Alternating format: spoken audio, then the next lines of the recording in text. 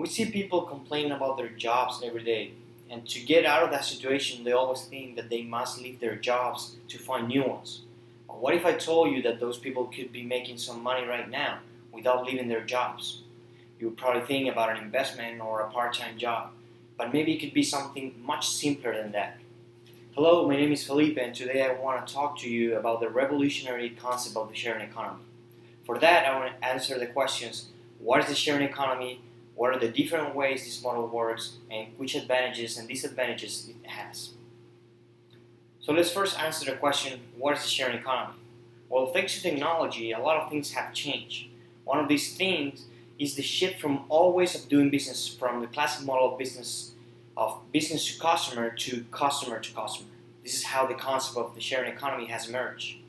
By sharing in this context, I'm referring to the reciprocal exchange of one thing for another.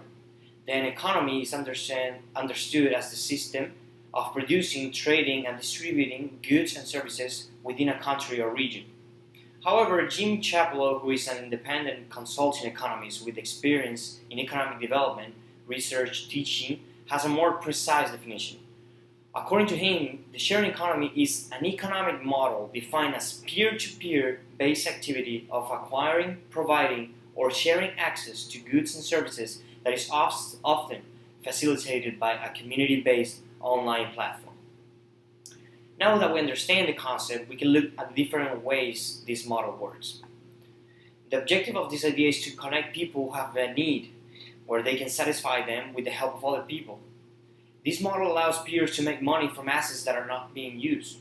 There are a few main types of sharing, according to Brian Martucci, who is a senior mortgage loan officer that works in several realtors associations. First, peer-to-peer lending. These kind of platforms permit users to lend or borrow money, removing the middleman. The middleman in this case would be traditional banks or any financial institution.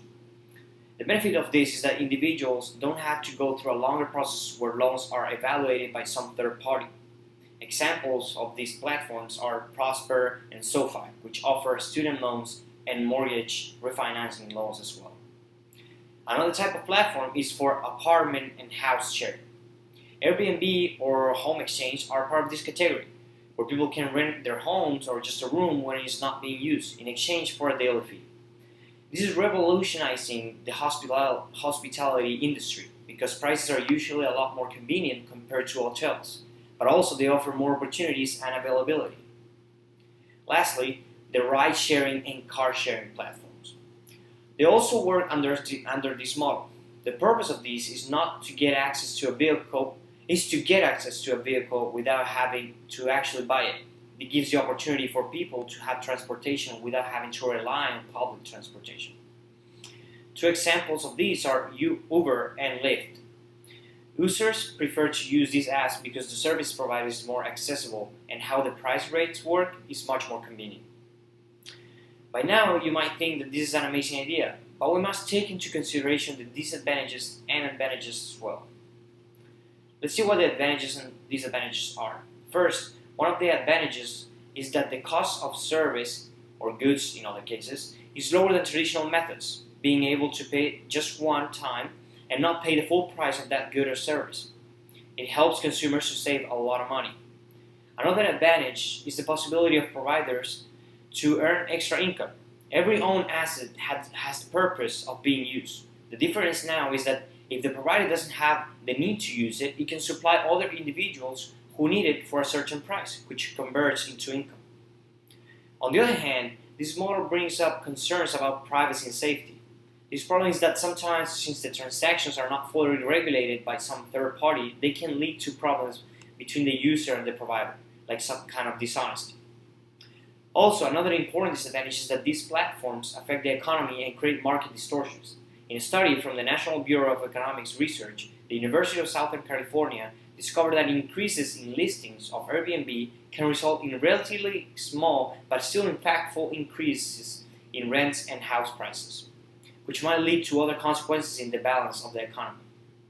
To conclude, we can say that thanks to the internet, we have shifted our methods of interacting with each other and doing business into a much more effective ways where we're allowed to connect with one another.